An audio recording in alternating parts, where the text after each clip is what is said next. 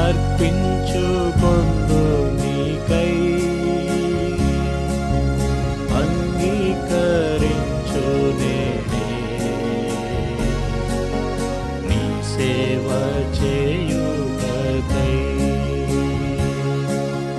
అంగీకరించు నేనే నీ సేవ చేయుటకై. ఆశీర్వాదాలన్నీ నావే. నిజమైన సేవ. మనుషులను సంతోషపెట్టువారు చేయనట్లు కంటికి కనబడుటకే కాక క్రీస్తు దాసులమని ఎరిగి దేవుని చిత్తమును మనపూర్వకంగా జరిగించు. ఎఫెసీ 6:6.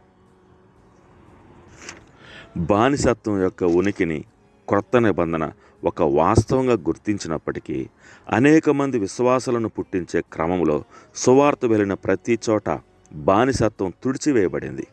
వీరంతా తమ దివ్యమైన యజమాని పట్ల భక్తి కలిగి ఉంటామని ప్రతిజ్ఞ చేశారు. ప్రేమపూర్వక దీక్షతో తన ప్రాణాన్ని అర్పించిన వ్యక్తికి జీవితాంతం బానిసలుగా ఉండే విధానం ఈ ప్రపంచం ఎప్పటికీ అర్థం చేసుకోలేదు. క్రీస్తును మన సొంత రక్షకునిగా అంగీకరించిన మనం గుర్తుంచుకోవాల్సిన విషయం ఏంటంటే, ఒకప్పుడు మనం పాపపు బానిసత్వంలో నిరీక్షణ లేక, మనల్ని బానిసత్వం నుండి విడిపించడానికి కావలసిన క్రయధనం లేక ఉన్న పరిస్థితులలో మనం పాపాల నుండి మనం విడిపించబడ్డాం. అందరి పట్ల అనంత ప్రేమ కలిగిన తన తండ్రి ప్రేమను మనకు చూపించడానికి ప్రభువైన యేసుక్రీస్తు ఈ సంతలోనికి వచ్చాడు. మనల్ని ఈ పాపపు దాసత్వం నుండి విడిపించడానికి ఆయన చెల్లించిన వెల బంగారం వెండి కాదు కానీ విలువైన ఆయన రక్తం. పాపులముగా మనల్ని చిక్కుల్లో పెట్టిన ఈ కపటమైన బానిసత్వం నుండి మనల్ని విడిపించడానికి మన పట్ల ఆయనకున్న గొప్ప ప్రేమతో ఆయన తనకు తాను మన కోసం తన ప్రాణాన్ని పెట్టి మనకు తన జీవాన్ని ప్రసాదించాడు. యేసు ప్రభు తనకు తాను మన కొరకు బలిగా అర్పించుకున్న విధానాన్ని గురించి అర్థం చేసుకున్న కొలది మనం క్రీస్తు వైపు తిరిగి ఈ విధంగా చెప్తాం: నీకు ఎల్లప్పుడూ సేవ చేసేందుకు నా ఇష్టపూర్వకంగా నన్ను నేను సమర్పించుకుంటున్నాను అని. ఆయన మన అంకిత భావాన్ని అంగీకరించగా మనం మన ఇష్టపూర్వకంగా ఆయనకు బానిసలమయ్యాం.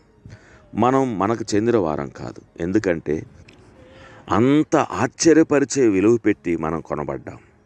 మనల్ని ఎంతగానో ప్రేమిస్తున్న కుమారుడికి బానిసగా ఉండడం అనేది ఆయనతో మనకుండే సంబంధం యొక్క పూర్తి దృక్పథాన్ని మార్చివేస్తుంది. మనకు మనం మరియు పాపానికి బానిసలుగా ఉన్నప్పుడే మన కొరకు విమోచన క్రయధనం చెల్లించబడింది.